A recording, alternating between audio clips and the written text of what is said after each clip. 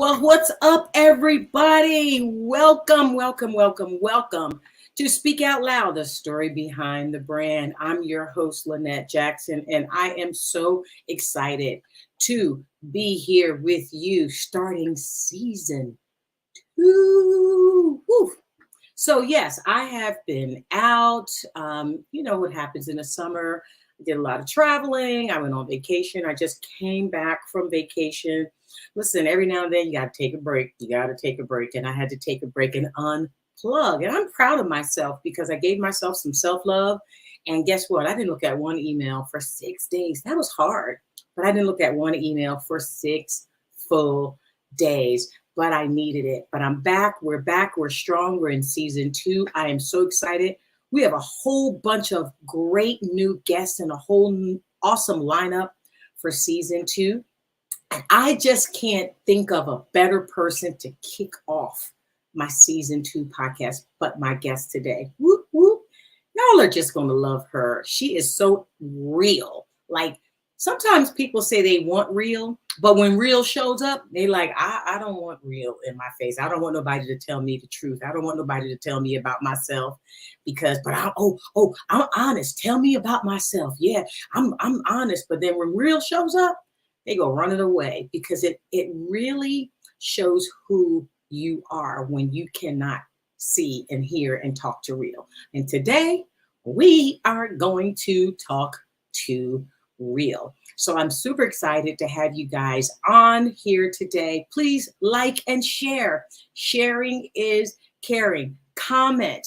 Because the story that we're going to talk about today is going to really, like, I started reading my guest's book and yeah, it's a page turner and I was all in my feelings and I was like, I had all emotions and it was a lot happening. And anyway, but if you're ready, I'm ready. You ready? Let's start the Speak Out Loud season 2 podcast. Let's go. You're watching Speak Out Loud, the story behind the brand. About that. See how modest she is, y'all? But let's go. So roasted crickets, I'm like, not eating that. Yeah. Consistency. Every day showing up, even when you don't feel like it.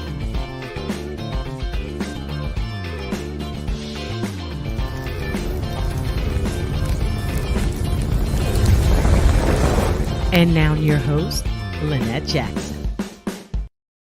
All right, that's right. I'm your host, Lynette Jackson, and this is Speak Out Loud, the story behind the brand podcast. And for those that know me, what's up? For those that don't, let me tell you a little bit about myself. My name is Lynette Jackson, and I'm the owner of Roar Media Group. Roar is a digital marketing company that helps its clients speak out loud in the marketplace with graphics, websites, voiceovers, videos, and strategic plan. Why did I start this company? I started this company because there was a need to provide quality graphics at affordable prices. And I do this for small businesses, ministries, churches, and I would love to do it for you. If you're interested in having a free consultation with me, just log on to my website, roarmediagroup.com. So before we get started, we are going to just talk about our sponsor who is sponsoring this show, and that is Wise Up.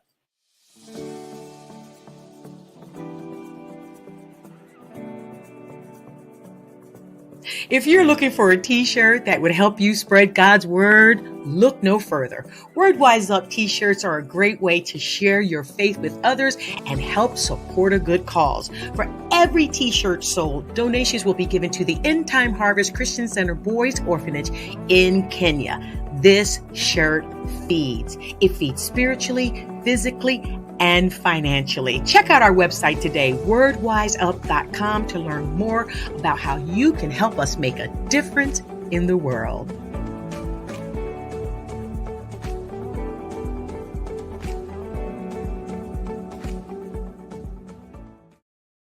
All right. So listen, if you are looking for some positive apparel that speaks, you want to show your faith, I'm a t-shirt girl. I don't know about you guys, but typically this is all like I do this to get to come on the podcast. But honey, I'm in a t-shirt and a pair of sweats every day. And that is what my kids call my uniform because I have a uniform. All right, let's get started with today. Let me tell you about my guest. She'll probably tell you this, but I think I've known her maybe 25 years or more. We've worked together. We did ministry together. And I'm super excited. I'm so proud of her. I'm so proud of her because we had a conversation a couple days ago, and it was like we picked up right where we left off a few years ago. And I tell you what, it is that way. When you have good friends, it is that way. You don't have to talk to them every day, but you can pick up the phone and be like on the phone 2 hours. Ladies and gentlemen, without further ado, I want to introduce to some and present to others my good friend, Dr. Diane Carter. What's up, Diane? Hey. How you doing? Back at you, girl. What's going on? Oh, a lot of everything. A lot of everything. Well, you are looking absolutely fabulous. Thanks. Okay, isn't she, guys? She is looking absolutely fabulous. And you know what? We are aging so nice. Of course. And It's we're doing called the anointing. it's called the anointing. All right, I'll receive that. Okay, it is called the anointing, right? How are you, Diane? I'm doing wonderful. And thank you for having me on your podcast. I'm really honored. I'm like, okay, I've never done this before. So well, this is get nice. ready. Because with your book, get ready, guys. Get ready to do a lot more of these. Get ready because God's going to use you. I feel that real strong right now. I'm not a prophetess, and I ain't a prophet, but I will speak what I feel God speaks to me. And get ready, Diane, because the story is incredible. So we're going to talk about that. We're going to talk about your book. But before we get started, I always ask my guests to give me or answer what I call the 4 clarity questions. And that is, who are you? What do you do? Why do you do it? And Diane, who do you have the pleasure to do it for? Okay. Well, of course, you know my name. It's Diane, and I am an actress. I am a mother. I am a retired healthcare professional. So shout out to the healthcare professionals. And listen. Shout out to retirement. Shout out to retirement. Hey, I ain't mad at that either because I ain't crossed that bridge yet. God. But listen, my bags are packed. 47 years of surgical training and what have you. Wow. So, yeah. 47 years of surgical training. Yeah, my specialty was surgery. And so surgery and orthopedics, and then I did pediatrics for a while, and I love kids too much, so I didn't do that too much long. I went back to surgery, but I retired as a case manager, and I retired in December 2020. Right, I didn't do it. The pandemic had nothing to do with it. It was planned that way, but it was perfect timing. And wow. Then I continued to pursue my acting career full time. I've always been into acting. For those that know me, I've always been into my acting, singing, and dance. I'm a dancer at heart.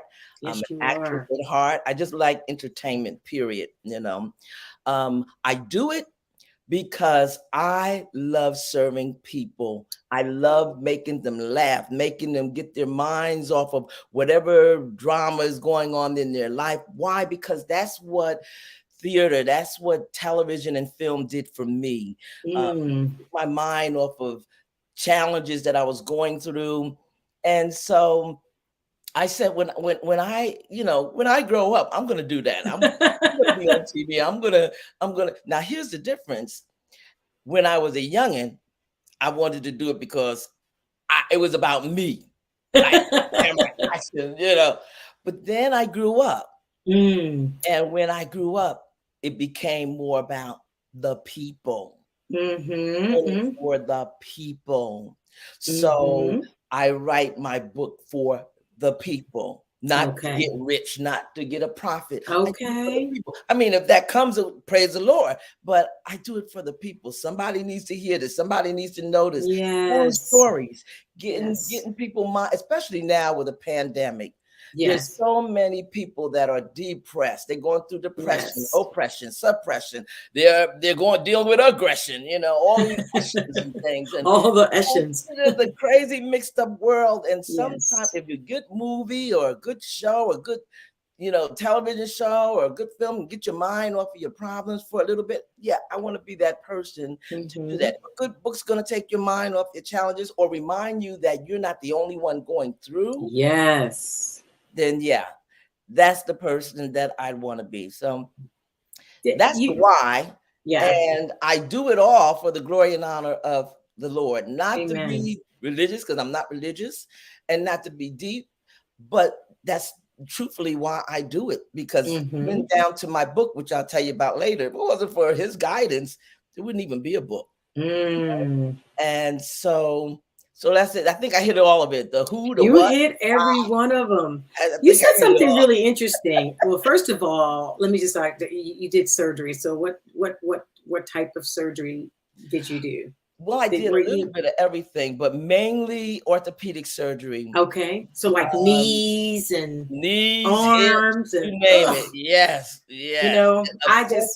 It's not done today like it was done back in the day. Yes. So it's all done by robotics now, probably, and you can get in and get out. Everything, but it was interesting. And I also I was blessed to have to do some open heart surgery. Wow. I did that for a short time because standing on my feet all them hours and sipping orange juice through a straw in the OR to keep them fainting, it was crazy. Okay, so long procedures. That is not one thing that I could possibly do. Like I do the bow of my head when I see blood on TV, and then I'm like looking through my fingers to make sure that it's. I don't know what it is. I can't just I'm not going to see gore. I don't like gore. Yeah. So gushing blood and gore, so I don't do horror movies well, because usually the Black people, they run, and that would be me. I'm going to be honest with you. If I was, in a horror movie, it's just like, listen, when is the part that I get to run? Because and still end up dead dead because we get killed first. Really, to be honest with you, shout out to us. We die first in the movies.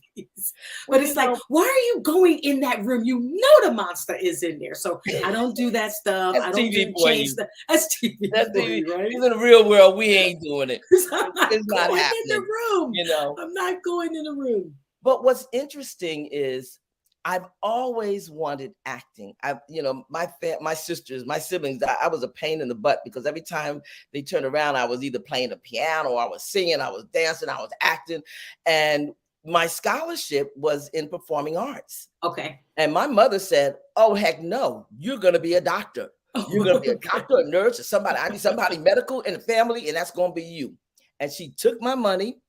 She made all the arrangements. Next thing I knew, she was driving my behind to Baltimore, Maryland to get training, at this facility and surgery at Johns Hopkins and this, that, and the other. Wow. I had no say so. You do what mama tell you to do. But that desire, that passion to be in entertainment never left me. So never left. Even throughout college, I was getting involved in, the arts some kind of way. And in my churches, I was getting involved in the arts some kind of way, and so it really was your passion, really. My passion. And I moderated a panel at Pastor Banks Church about 2 weeks ago, and we talked about how to pivot in your career and things like that. And one of the panelists said this was so profound. He said, you should select a career as if you and as if you were not going to ever get paid for it. So you have to do it for the love. And I find that a lot of times people will go and they'll do something to pay the bills, but it's really not something that they want. So they grudge it every day to do it. And so I know we've known each other, 20, 25 years, probably? 20 years. Over 20 years. And I know your passion has been in performing arts. Amazing in performing arts. You have created plays and narrated plays and danced and written some of the most profound pieces of artwork in dance and motion at World Changers, at other churches. And so that is really your passion. Yeah. And it's really where you go. And I feel it in the writings of your book as well. I feel it in that. I was like, oh, this is, and let me just say this about you because we're going to talk about it. I could hear your voice in your book, and that's good. Good. I was like, oh, listen to Diane. It was like I was talking to you on the phone and you was telling me what was going on, girl. And then they did this. And then I was like, I'm just reading because I have it on Kindle. And I was just like, oh my God. Oh my God. Oh, I do like paper. So I am going to order a paperback copy, but I have it on Kindle. And I was like, oh my God, this is so, so good. So you've been doing performing arts, but you said something about TV. You said you liked you wanted to entertain and bring joy.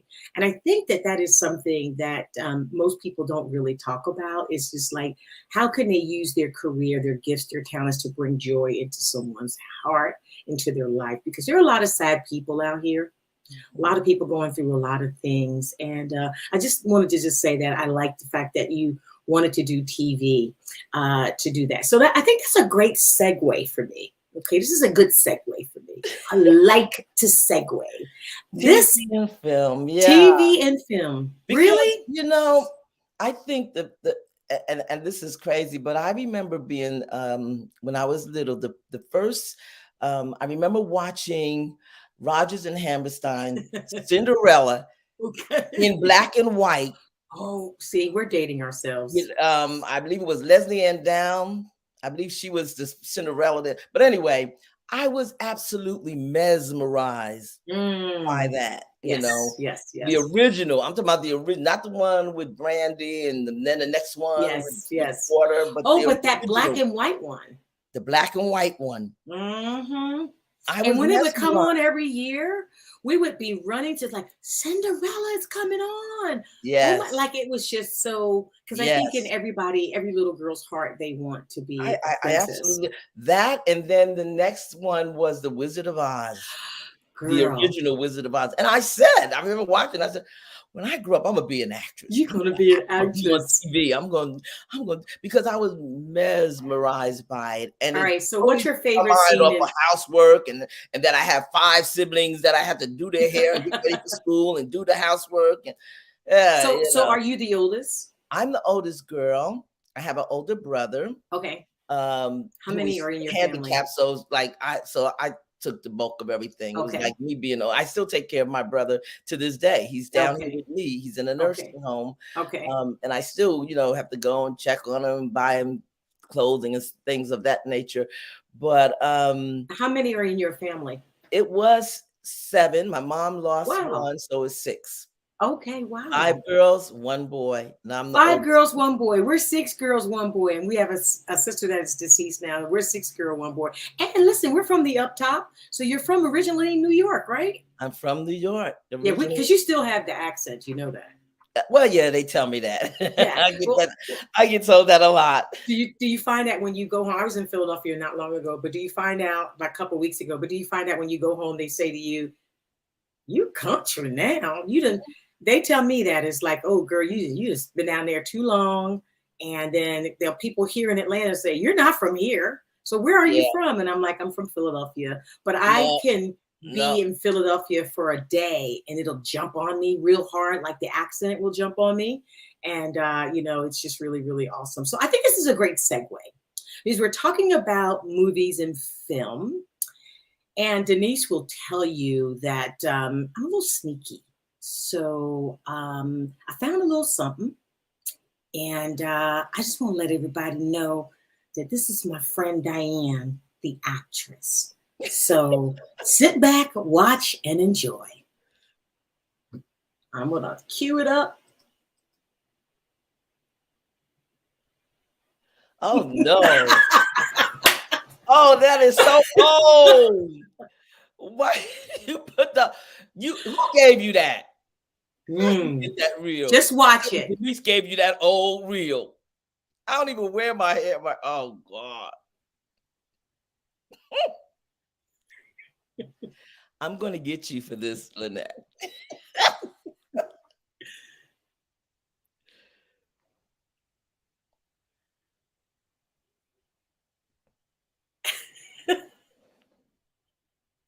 No, she didn't. Thank God for better works. Thank Diane. God for better works. Thank God for better works, right? Yes, I So was a baby coming out of the gate when I did those. listen, but you got to Baby start coming out of the somewhere. gate. You have to start somewhere. But all right, so here's something that's a little bit more current. Watch this. Oh yeah, that's the one. Right there. I never miss my weekly massage. And I never miss having a bet on Friday night footy. I feel good. Thank you, ladies.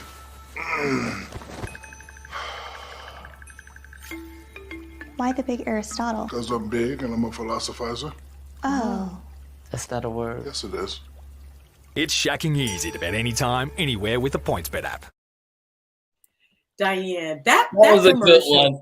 That commercial went international. I got paid really well on that you one. got paid really good. Listen, Diane, that commercial right there is so you. Because when you were like, look, that is not a word. I said, that is so Diane. Well, so how did that all come about? I got to give those kudos to my acting coach, Christine Horn. Okay. Because the instructions was deadpan. I had no idea what in the world was deadpan. And I got in touch with her, my acting coach. What is deadpan? I got this commercial. Da, da, da, da. And she showed me what deadpan was and taught me how to do it. Yeah, you do that all the time, Diane. You just don't realize that's what it is. Okay, so what is deadpan? Tell us what deadpan is. It's when you're real serious. You're not meant to be humorous, but it is humorous because of the way you do it. Right? I was like, that is so Diane. You remember the movie Maude that before Golden Girls? It was Maude, and Maude did deadpan all the time. Oh, She'd be funny, but she wouldn't crack a smile, or it'll be just a look sometimes. That was like so. I was like looking. You looked up at him like, oh my God, and you was like, that is not a word. Just. Yeah. So I am a little sneaky. I can dig up stuff. I see that now. I see that. But you know what? I wanted to show, we've evolved, you've evolved. I wanted to really kind of show people just a few little things. And sometimes you have to go back to your humble beginnings and you have to show people where you started. It just shows that, people look at acting and actresses and people that are just like, and you and I have talked about this. Oh, it's just this glamorous thing, but it's not. It's a lot of work. And so when you get a role in a commercial, when you get a role in a movie, that you've worked hard for that. And you've studied. You and I talked about that the other day. It's like it's a lot of work that goes into that. You've just worked really hard to make it happen. So I just wanted to show a little bit of the fact that it's not easy. But we all have very humble beginnings. Don't worry. I got Carol Hunter. I remember I pulled out a video of her when she was starting her first classes. And I said, listen, and she was like, oh my God, where'd you find that? I said, well, you can find anything. Listen, the internet is unforgiving. And if you can find anything. And I was like, you had that real nice background and everything. She said, girl, that was just, she said, my hair was, I'm like, yeah, everybody talks about their hair. Everyone talks about the hair. Hey, we have a comment out here from Charmaine. And Charmaine says, how did you get into acting? Oh, well, I actually didn't get into acting. Like I said, I was doing it all my life. Everywhere I go, I was involved in different art things, putting on plays, writing scripts and putting on productions. I own 5 dance studios. And so that became a big play thing here in Georgia. But what I would recommend to someone wanting to get into acting is to get training. And I remember when I was first told that, I was a little bit offended because I thought, well, you didn't do it, you got just act, But it's not, no, you need training. A casting director can spot an untrained actor 10 miles away. Wow. They know. And so I would research different schools for training. That's your foundation. Your training, not a whole bunch. You can do workshops, but you really want to get go on the internet and look up people that are actually doing training. My coaches, of course, I'm going to talk about my coach, Christine Horn. She gives excellent classes. You're going to work, though. You are going to work. And I started with Greg Allen's, taking classes from him, and it's ongoing. People don't realize even these actors that getting these Oscars and things, they are still training. They're still They training. are still taking lessons somewhere, somehow. Viola Davis was just talking about the training that she had to go through for her new movie. So it requires training for the rest of your life to be a good actress. So I would start out by getting, going online and getting some training under the belt. Okay, so talk about this particular piece right here. Okay, let's go. This one I thought, let's talk. Oh my goodness. Well, I had to audition for that. And Donald Glover is, I'm telling you, he everybody knows him as the rapper and everything, and I never known him as the actor, or as the director. And I'm sitting there. First of all, I had to audition for it, so I made the audition, and I was really supposed to just go in there and sit my behind down and enjoy the service. And he comes up to me, cool, calm, and collected, and taps me on the shoulder. I turn, I look up at him, because I'm sitting in the church, in the seat. And he said, can you scream like really loud? I said, yeah, I think I do. No, I need you to do it now. So I belt out one, and him and his assistant jumped back, and he goes, oh my God, yeah, that's what we need. That's what we need. So then the screaming went to, comes up cool. Anytime he comes up to me, cool, calm, and collected, I'm like, what is he gonna ask me to do now? I need you to climb into the casket. Girl, that's what I'm like. Let's talk about that. Like, I'm like, is she climbing in a coffin? Like, come on. I said, you need me to do what? You need me to open this coffin and act like I'm Jimmy, I'm coming with you. I was like, oh my God. And there was a real body in there. Okay. It wasn't a dead body. It was just a live person. It was my buddy though. So we knew each other. And she was playing the person that died. So that was comforting that she was there. She was still in there. But again, thank God for my dance. My years of dancing, because there was no problem getting my legs up there to the coffin. Just like, this girl is climbing in the coffin. What is she doing? And that's how directors are. As they are looking through the lens and they're seeing things, ideas come to them that they never had that was never in the script. Yes. And ideas and things will come to them. And as the actress, you have to be able to do what they perform, that vision that they got in their head at that time. Now, was that Cat Williams sitting next to you, consoling you? Was that Cat Williams? No. It looked the kind. I was like, is she sitting next to Cat Williams, and it's Cat Williams consoling? Because kind of had a little Cat Williams hair. I know, right? I was like, wait, I know it's a little foggy, it's a little old, but is this Cat Williams consoling my girl? No, that was, and again, that's the way he films. Is like, it's kind of dark and kind of quirky, cinematic. Yeah.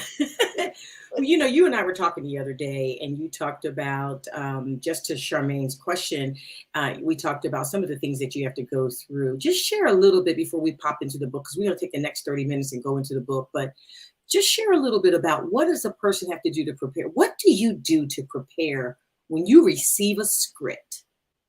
And let's just talk about the audition. Let's just talk about that, because that's first, right? Talk about acting for a little bit, because one of the key things I think in acting is, and I was told this, and I didn't believe it at first, but now I do. You really have to know who you are, because you're gonna experience so much rejection. That's good, Diane.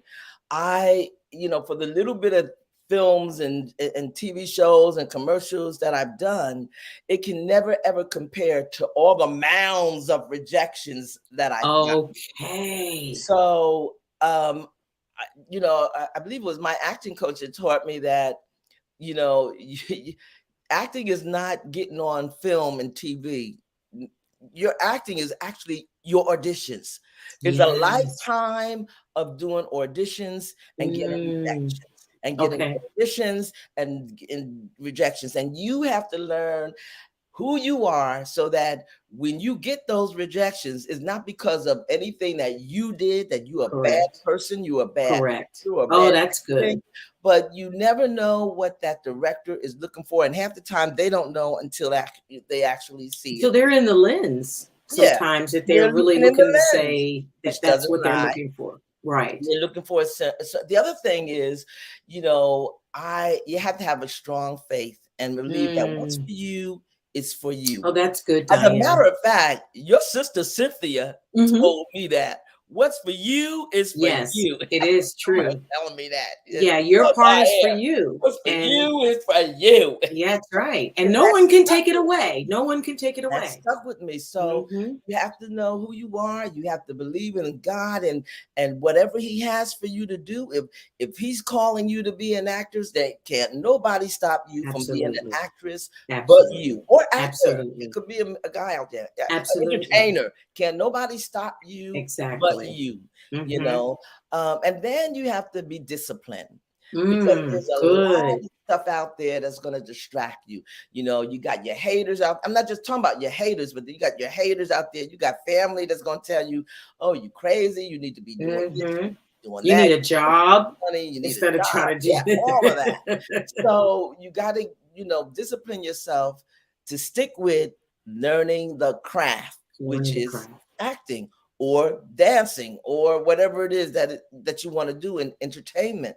You have to Mhm. discipline yourself to study it Yes. and study it well, Yes. because for your one audition, honey, there are thousands other auditioning for the same For the role. same I was role. like heart struck when I saw, I actually got to sit with some well-known casting directors, and I Mhm. actually got to see the number of auditions that come in that they have to look at. And they Mm. weed it down from thousands to 500 to 250 to 50 to 10, and then Wow. those 10, then it goes to the network, and then the network has to go Has on to dwindle them whether or not. down. So it's a real process before you even book a role. So kudos to those actors who Who got book? Oscars and all that stuff, because it's a long process. If This you're didn't working, up there yes. by overnight, Yes. success or osmosis. We Yes. don't realize it. We see them on this and that and the other, but they've been at it for years. We just hadn't heard about it. We just hear the Mhm. big time stuff that they're doing. Yeah. Then you look at, oh, I didn't know they were in that. Oh, she did that. Oh, Yes. they've been at it for years. So it is a work in progress, Yes. and you have to discipline yourself and be patient with yourself. So a And lot of times you would even have to train for things that you have to train maybe for a lot of stuff. you don't know or the role is calling for, just so that you can audition. Exactly. So, and then, you go through all this training and you may not even get the role And you after may not even you've get it. been It's called auditioned. script analysis. When you Oh, get that wow. script, you got to break the script down. Who, what, when, where, why am I doing this? Who am I doing it for? Who am I doing it to? What is it that I want to accomplish? What is my goal? Is that character? What do I want to accomplish in this script? And then, it helps if you could think outside the box, but you Mhm. can't go too ridiculous because you don't know what the director's way is going to be. I look Correct. up the directors, look them Oh, up that's on good. IMDb. All right, what kind of movies do we do? You got to catch the theme of the show or the movie that you're auditioning for. If I'm auditioning for The Resident, like the medical show, I want to know what's that theme like, because The Resident has a different theme than Grey's Anatomy. Right. Okay, Correct. Correct. Oh, that's both good. medical shows, but they're two different things, And so you got to get the feel and know what it is that you're going for, and Mhm. prepare yourself accordingly, And then what I Yes. don't know, that's what I leave to the Holy Spirit. Whatever I don't know, Yes. Lord, Come on now. just So Yes. Yes. bring it to life, think Yes. through my mind, speak through my vocal cords, work through my body, Absolutely. Absolutely. So a lot of people don't really see the work behind it. So Charmaine, this is so good for you to to hear. You ask that question. She is just giving a lot of information. For me, like my sister, she's my sister Cynthia, she's done quite a bit of background acting and things like that. And when she got into it, she was like, you should do it. You should do it. And I was like, oh yeah, okay. But for me, it wasn't for me. Okay. Yeah. It wasn't for me. She loved it. She loved it. Yeah. It wasn't for me. Like I remember the first one, she talked me into doing it because it was on a Saturday. And it was all day long. We were background folks. Yes. And people don't understand that. It's all day. In Black Panther, we were in the United Nations scene. That was the only scene they were shooting, and it was Black Panther. And so they did it down at the City Hall in Atlanta. So it was pouring down raining. They took us from holding, which is a one complete difference, piled us on a bus, just shipped all the background actors. And then the directors and the wardrobe people are looking at you and they're saying, you come here. And they're placing you in specific places. She and I were sitting in the back. Like cattle. And so we're sitting there like, it was like they call them cattle calls. And we were like, I wonder if they're going to see me. That scene was in the movie for a second. Millisecond. And there were a millisecond. For yourself. And I was like, I'm in Black Panther. I'm in Black Panther. I was in that movie. And I was like, they show that thing so fast. They just showed it was silhouettes of bodies in those seats. You couldn't tell nothing. It's so interesting. It is funny, and it's what's called for you because Cynthia is good at that. I told her I've done quite a few background stuff because of Cynthia. Guys, she tucked me into it. I don't see how she can do it. It's funny because she says to me, I don't see how you can do what you do, Diane. I can't remember all them lines and when to walk in and when to walk out. That's my thing. That's my passion. So the other day I was on the plane coming from Mexico. I was on vacation and I'd never seen the movie Just Mercy. Okay. And I was like, sometimes you just leave a movie for when you're going to be traveling long distance. So I'm watching this movie on the airplane. And I knew my sister was in this movie. And I knew she told me that she had to walk by the main lead and what's his name? Oh gosh, I can't think of his name right now. And say something to him. But I was in that movie as well. And so she had talked me into doing this. It was a day off that I had, and I decided to go down there and do it because typically I was like, I can't be down there all day and get $50. I ain't retired. This ain't what I do. If I'm retired and get the Social Security check, then that's good. But this is not something that I can just sit down there in holding and eat the crafties and hope that they put me on set and make sure that that's the case. It's like this is not me. But this one particular day I was off, and so they were shooting the church scene in Just Mercy. And I was just like, I'm just here. I'm just like, oh God, why did I make myself do that? Well, I'm sitting on the plane. I never saw the movie. I'm sitting on the plane and there I am fanning myself with a church fan and I was like, and my girlfriend was sitting next to me and she was asleep. I said, wake up. I'm in Just Mercy. It was a quick little snippet. Wow. Of the back of me. You're gonna make me go because I saw it and I didn't see you. I'm in the church. See, I got a burgundy blouse on. I'm in the back of the church, and I said, "Hey, there I am." So I got excited. I chalked it up to that was my acting career, but I could not. I can't sit there for 10 hours. I did a show. I did something else that she talked me into, and I was like, "Girl, I can't do this. Like, I can't sit here." For 5-10 hours and be cattle prodded into a calling for that. But that's not for me. No. But that is for those people who love doing it. You gotta have a special but you gotta have you do. Because let me tell you something. After I'm sitting there for a couple of hours, and sometimes it was cold, especially in the wintertime, and you're under these tents and you're hungry, and they're feeding the crew first, and they're feeding this one first, and you getting fed last, and you're cold and you're tired and you're hungry. And I'm snappy. Okay, now I'm ready to snap. Okay, I'm not ready to go sit nowhere. I'm ready to go out the door and go home. But if you leave, you don't get paid. You don't get paid. And And you sit there all day long and you may not, you eat crafties. I was like, what are these? She said, girl, these are not snacks. They're called crafties. You got to learn the language. I was like, girl, this is snacks. It's some cheese crackers.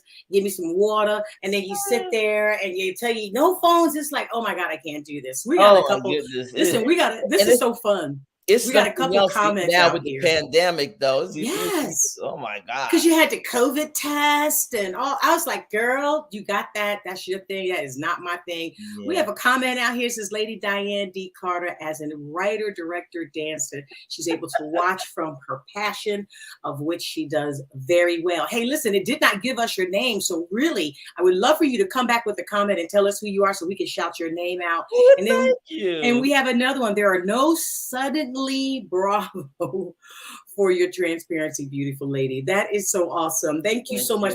I want you to put your name back in there. Whoever these comments are, it doesn't show us your name, as you can see. It just says Facebook user, and we definitely want to. Yeah. This Denise Armstrong, of course. There it is, our girl Denise Armstrong. We should have known. We should have known it was Denise Armstrong, our sister. Right.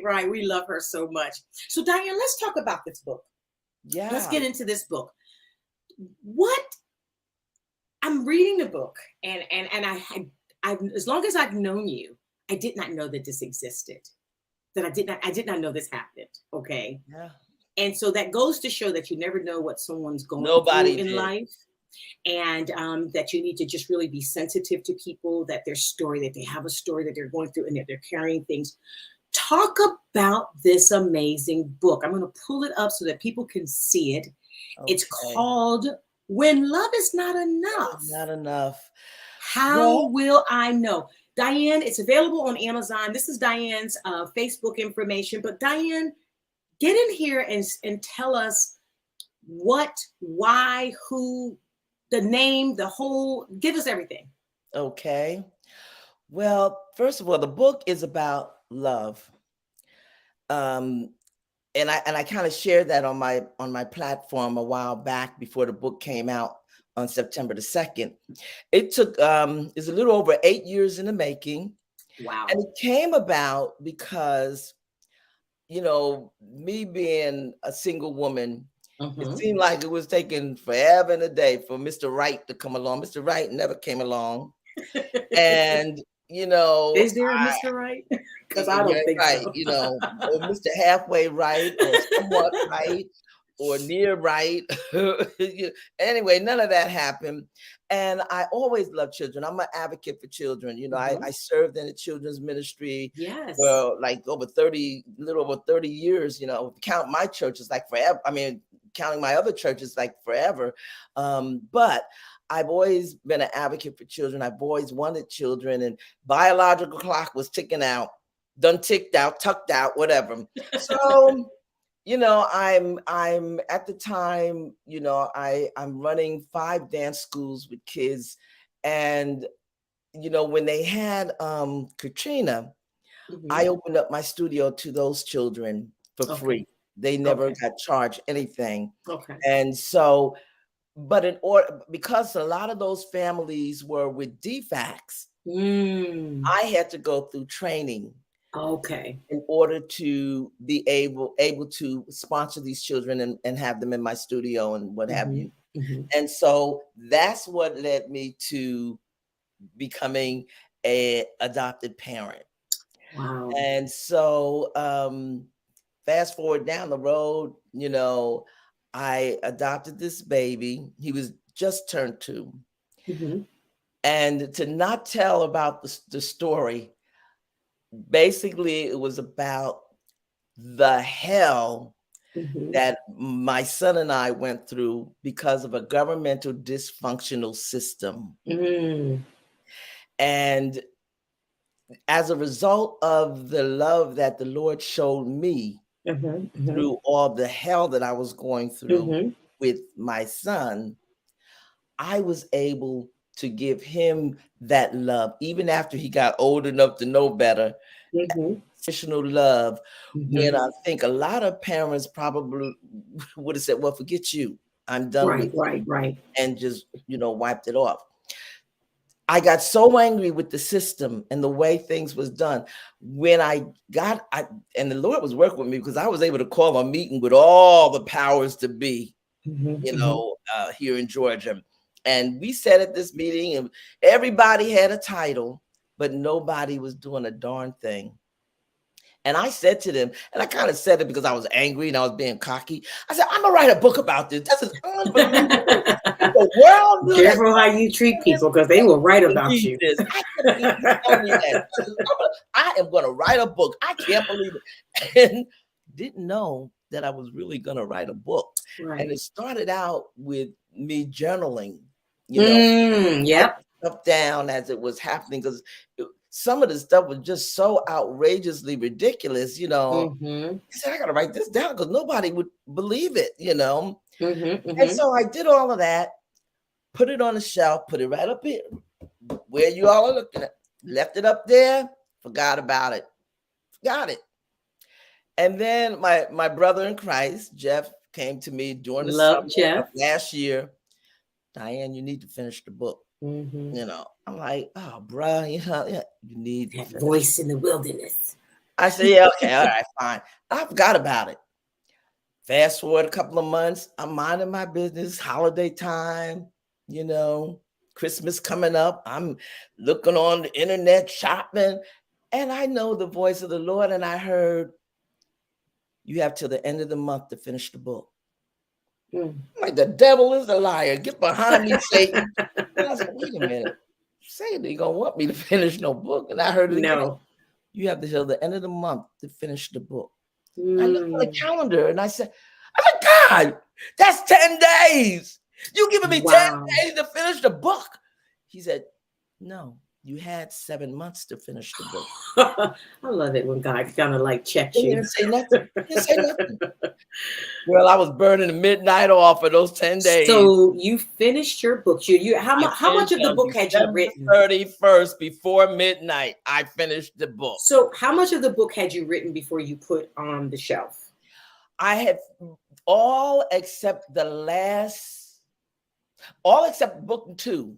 Book 2 Okay. wasn't finished at all. Okay. And the reason, because I thought I was going to do book 1 and that was going to be it. But then, Jeff, you can't just leave the book like that. I mean, you don't know how, he's going to end up. You got, the story's not finished yet. You can't just, so that's when I just put it on the shelf and said, oh, the heck with it. So you had 10 days to finish But I this had to book. pick it up and do book 2. Wow.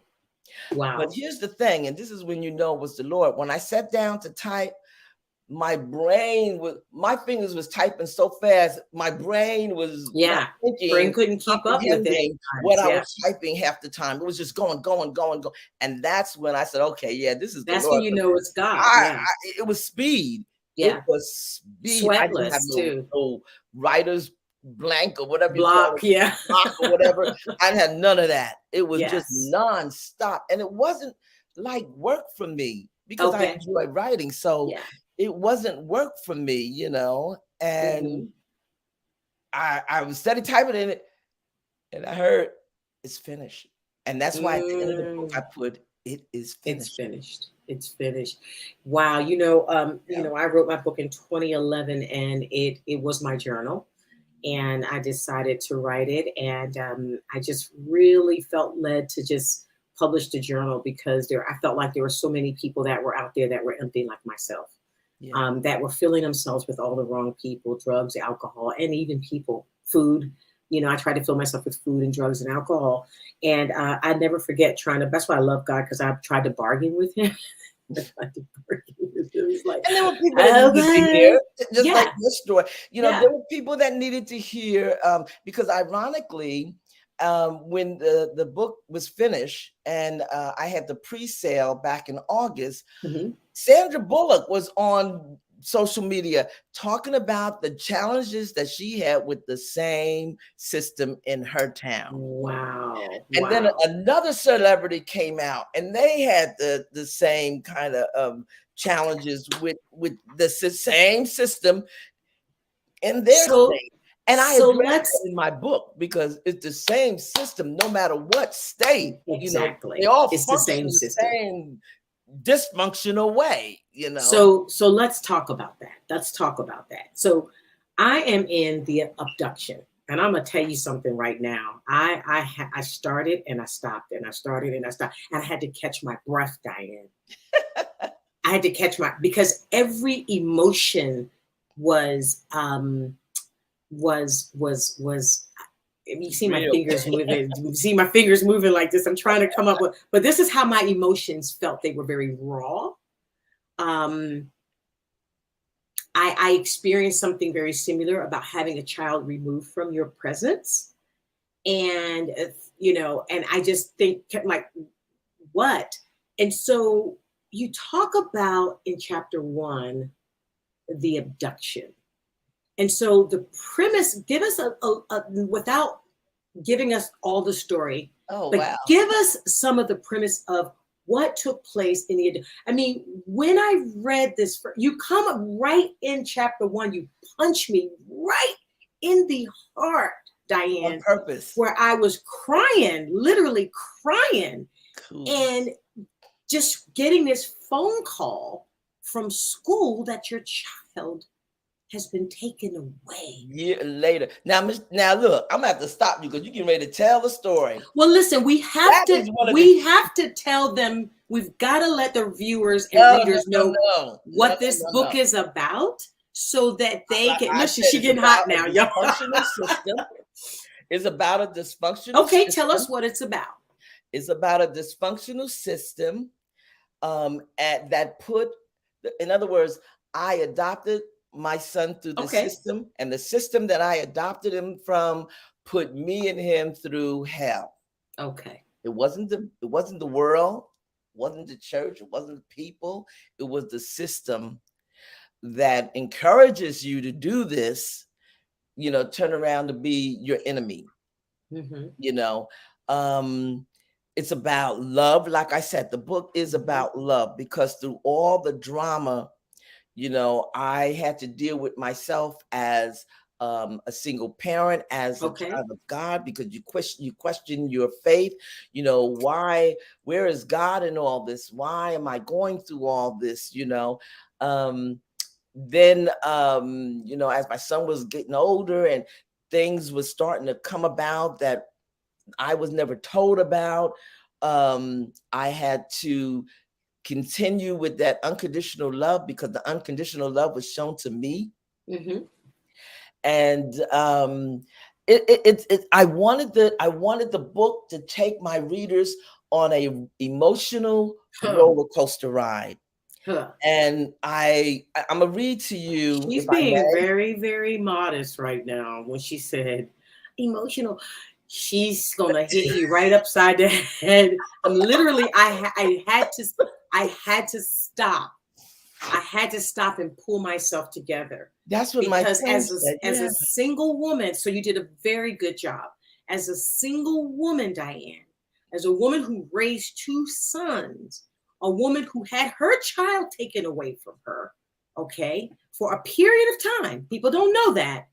And I was like, I went back to 1996. I went back to when I was in court, when the judge said, remove the child. I'm like, oh my God.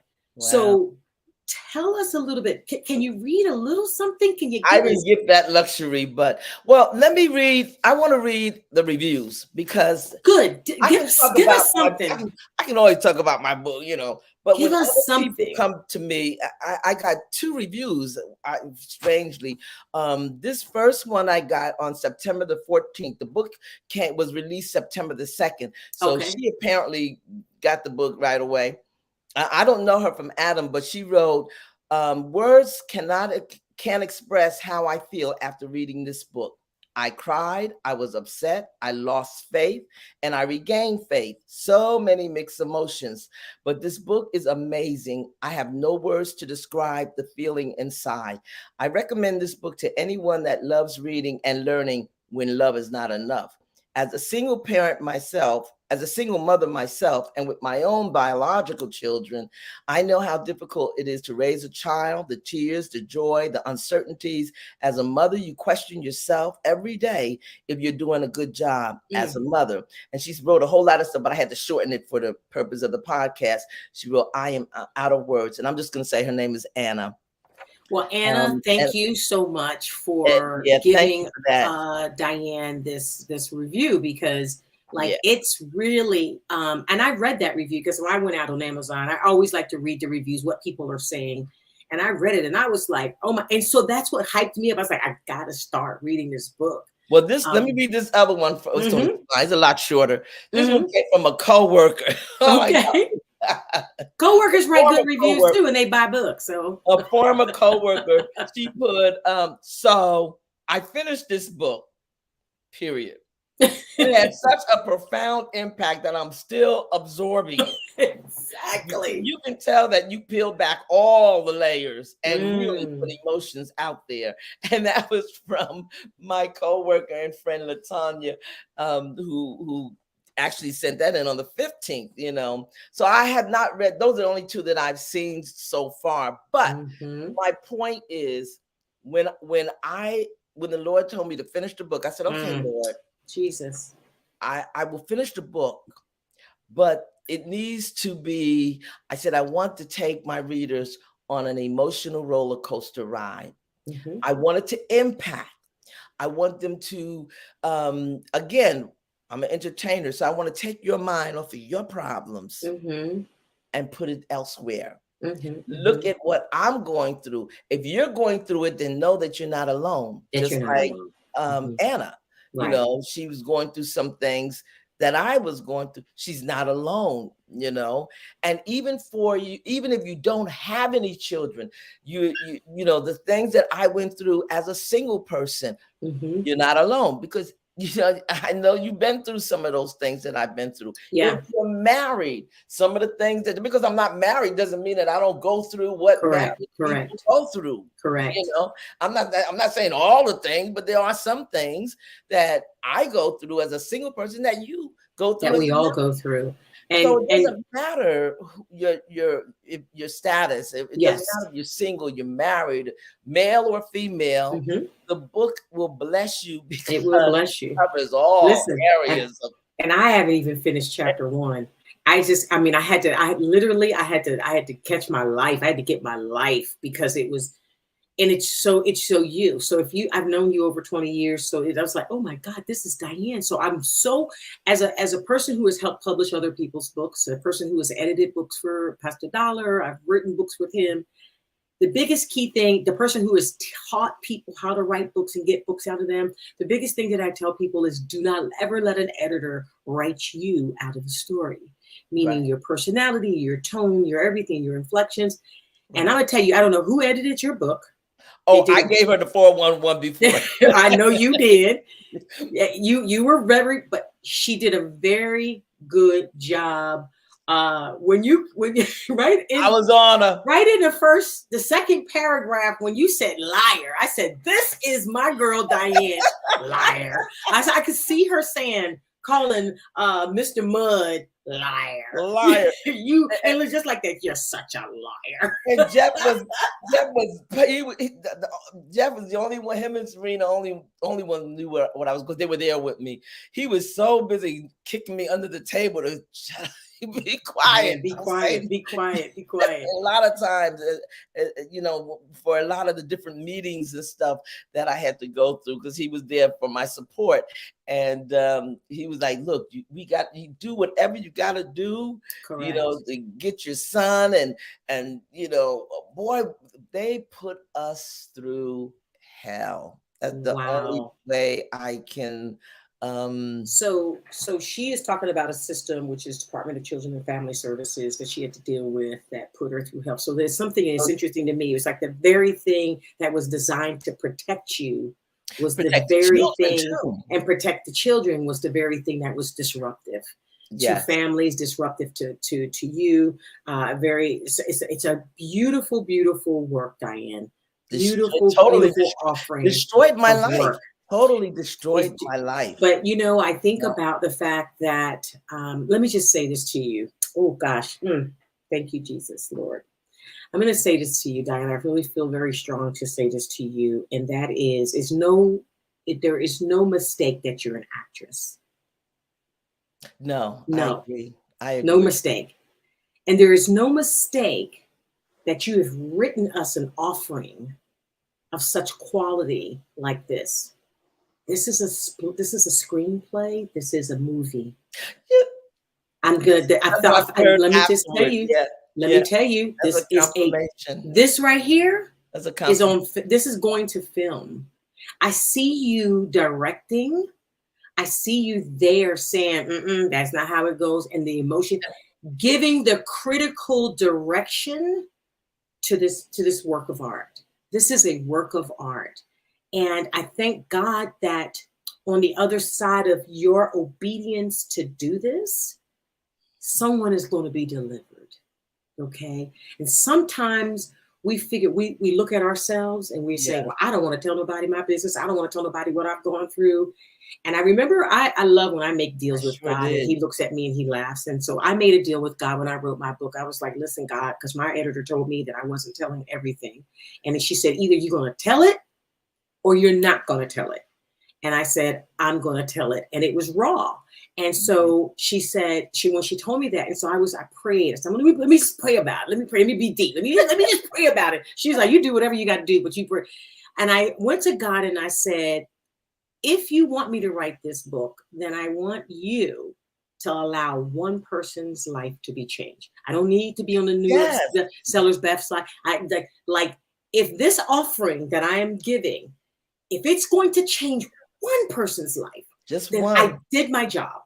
I did my job. And God said, oh, wow, that is so awesome. I love God because he talks to me like that. He's like, oh, wow, that is so awesome because it's going to change you.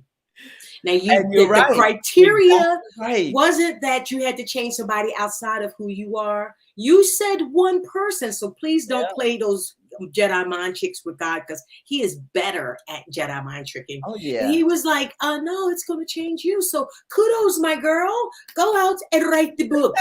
Go forth and write the book. It was a mind blower, too, because I said, oh, wait. I'm like, wait a minute, Lord, you told me to get back into acting. You opened up the doors for me to take my classes. Come on now. You gave me all the money to go through the training. You put my coach in my life. You put this one in my life. You told me to do acting. Now you're telling me to write the book? You're telling me to write the book. This and so, our girl Denise. He's not going to give you the whole picture. No, our girl Denise is out here. She's saying. So I did the act. Okay, now I want you to finish the book. Yeah. Let's finish the book. Don't finish the book. Finish the book. Okay, I finished the book. Okay, now we're gonna do this. Mm-hmm. So, I agree. I think that it does absolutely have the marks of yes, it does. No, it does. Let me just tell you something. Just in freaking chapter 1. You sound like my girlfriend. I'm telling you, I was like, this doggone Diane got me in my feelings like this. She got me raw. Like you had me raw. Like I just got to start, pause and get myself a glass of water. Let me calm myself. Let me fan myself because I was mad. I was so angry, Diane. I was so angry. I wanted to fight. So our girl Denise out here, she says, tell her that we all cried. She said, me too. She's out here. But you'll rise again, beautiful lady. That's our love. She agrees with the confirmation that this is a movie. And it's just so amazing how God has put you in this entertainment field and then put your life through this situation. Because you know what? Our lives is a story that just hasn't been written. I'm working on my second book and I thought about it. I was like, why did I feel like I had to pause on it? Like I had written 2 chapters and then something I just stepped away. And I said, God, what's going on? He said, you haven't lived the rest of it. I was like, because what? I lived it. That's the thing. What I wrote, I lived it. This is not a fiction book. It's not fiction. This is your life. Fiction book. This is nonfiction for sure. But what I love is that if God can do it for you, he can do it for the next person. And then some of the things that you are talking about in here, which is going to equip people who are faced with some of the same challenges, Exactly. faced with some of the same things, and they will know how to maneuver in the systems, what not to say, what to say, how to bring yourself together, how to bring what you need, how to do what you need to do, how to bring your evidence, and don't feel so defeated by the system, because the system looks big. But let me just say this, Diane, our God is bigger. And there's help out there And if there's you help. are with a child that has special needs. And that's in the book. Okay. That's very detailed in the book of what to do. Because if I had to listen to certain people, my son and I never would have gotten the help, that we got. I had to get off my behind and get on Google. Thank God for technology. Amen. And Google stuff, and then take it back to the people in the government that's supposed to know everything. And they're like, oh, we didn't know this exists. Right. Yeah. Well, yeah, here you go. Right. Liar. So, I mean, it's going to, it's already been a blessing. And like I said, I like you, if I just hear from one person, I said, Lord, one person, you've done your I job. would be happy. And when Miss Anna wrote that big review, I was like, that's there it. You go. Got it.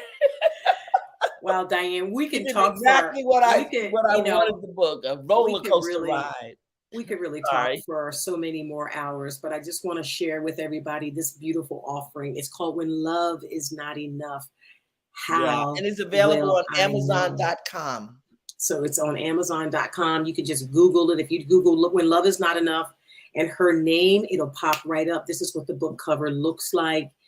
Diane, I am just so honored to be your friend. I am honored to have known you for years. Yeah. I validate you. Okay. I validate who you are. You are authentic. And a lot of people don't like real. I've never had a problem with you. I've never had a problem with real, because I like real too. I like you to tell me real. Yeah. Be real and honest with me. And I appreciate you so very, very much for stepping out of your comfort zone to provide such a beautiful offering for us. I cannot wait to see this on the big screen, because listen, it's going to be, and I believe, and I'll just say this to you, I believe that when this book continues to move, and I just pray over you and pray over the book, that it goes on Good Morning America, that it goes on all these national exposure, that it gets the exposure that it needs, so that people can know, and that people won't be afraid, and people won't operate in fear because of having to fight the system that has been designed to protect. But sometimes, it's something that just came to my mind, is like, a Band-Aid is created to protect a wound. But if you keep it there long enough, it'll infect the wound. So this is kind of what I was feeling when I was reading, is like, good the analogy. system is just there now. It was protecting, but now it's infecting. And so I thank you for exposing this. Thank you for having me. And so before we leave, I just want you to just, I'm going to give you the spotlight. I want you to just look in this camera and just encourage somebody today for anything that they may be going through today. Well, I thank you for that, because I would like to say, whatever it is that you're going through, just remember that your problem is not greater or is not bigger than the Almighty God. Whatever your desire is, if you want to be an actor, if you want to be an entrepreneur, whatever it is you want to be, your desire is not too big or not too great for the Almighty God. Like I said before, you just have to persevere. And you have to be disciplined. And sometimes we're our own worst critics. Don't be so hard on yourself, and know that you are love. And You if are. you have that relationship, I don't know where your camera is because I'm looking. Am Yeah, I? you can look. You're looking. You're Well, good. do I look at you? No, you're looking. Just keep going. You're Okay. good. Just know that the most important thing is that you have a relationship with the Lord Jesus Christ. Amen. And I know some people say, well, I don't believe in that. Well, then you will have a problem. But if Amen. you have a relationship with the Lord, he is going to direct you and guide you. He'll tell you what schools you need to go to, who you need to see, what you need to say, what you need to do, where you need to go, how you need to do it. Because it took me a while to get to that point. But once I got to that point, you better believe that it was smooth sailing. And then when I hit a rocky bump, he was right there to help. And then you hit another rocky bump, and he's right there holding your hand, still guiding you. He never lets go of you, even though you may let go of him. Amen. God is a big God. And I'm going to say this and I'm going to shut up because I'm going to start preaching. God is a big God. So don't come to him with little teeny things because he's a big God. Mhm. If you want him to help you, he's going to help you in a big way. Amen. So just keep that in mind. There's nothing that you got, nothing you going through, nothing that you need that he can't handle. And he can. You know, because who would have thunk it? Who would have thunk it that I would have even wrote a book? I never Right. thought of writing a book, you know, and who would have thunk me in the medical profession? Right. I wasn't So even going thinking from about the the medical nursing field thing. to acting and now an author, like really? You know, so he's ordering our steps. We Yes, may he not, is. we don't know where he's taking us. I don't know where he's taking me right now. I said it today in my quiet time. Lord, I don't know where you're taking me. I don't know what to do. I'm in retirement. I should be doing this, this, and this, and this. But I don't know where he's taking me. But I trust his instincts. Yeah. Let him He's the drive. creator of time. So let's Yeah. not get bounded. Let's not get hooked up and you know, mind boggled with time because he's the creator of time. Yeah. He is the creator of You time. know, and He is he'll the cause creator of things to time. accelerate in your life and make Yep. up for all the time that you think you lost. Yeah. Yeah. You Just know, let him drive. You know, hang in there. you ever been in a Yeah, car like you with said, somebody? drive the bus. Isn't that what you Yeah. told me? Yeah. Yeah. Just let them drive. You know, sometimes you be in a car with somebody that you just like, this person, I have to stay awake. I'm breaking with them because they're driving erratically. Well, God is not like that. He is a No. smooth operator, honey. Yes, And you know, he if you've been in a car with somebody that has been able that you can say, oh God, I'm comfortable, I am peaceful, I'm going to go lay down and go to Yep. sleep. And so when I get on an airplane, I don't think, oh my God, the pilot is not going to do it. I just say, I put it in God's hand and I say, you know, you got this pilot and this pilot is going to take me where I got to go from point A to point B. Well, God is that way. know that. He is driving and we just have to sometimes sit back, relax and enjoy the view, sit back, relax and enjoy the ride, the comfort of the ride and the conversation that you have with him because he's got us. He's protecting us and he's caring for us. But a lot of us, what we'll do is we'll say, well, God, you know what? You're braking too hard. You know, you're following too close. And why'd you take that? You know, you know, people be like, good over there, turn over. You're like, who's driving this? No Me or complaining. you? And then the backseat drivers, He's those a master backseat planner. drivers, he is a master planner. And You so know? he can do it. So, you know, just put your seatbelt on. And here's the thing, even if something comes up that's a little bit erratic, right? My kids, I still do this. I don't care. I do it to my grandkids and I did it to my sons. When they sit in the front row, they say, Mom, you still do this. It's like somebody come on, you go, oh, I put my arm out. Yes.